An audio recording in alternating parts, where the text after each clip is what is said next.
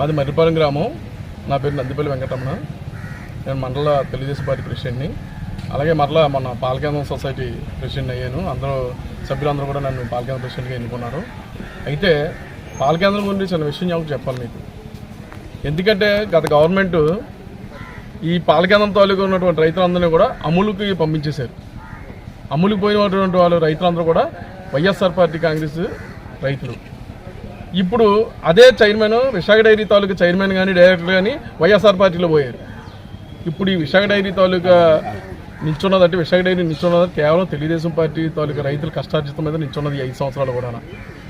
ఈ 5 సంవత్సరాలు పోనీ ఇప్పుడు రైతులకి పేమెంట్ అంటే మార్చుదామంటే ఫస్ట్ తారీఖు కానీ 2వ తారీఖు కానీ పేమెంట్ వద్దాం. అందులో ఉన్నటువంటి డబ్బులన్నీ కూడా సంవత్సరం ఉన్నటువంటి డబ్బులన్నీ లాగేస్తున్నారు. రైతుకి చాలా ఇబ్బందిగా ఉంది. అప్పుడు గతంలో తులసిరావు గారు చేసినప్పుడు ఇటువంటి ఇబ్బందులు ఏమీ లేవు.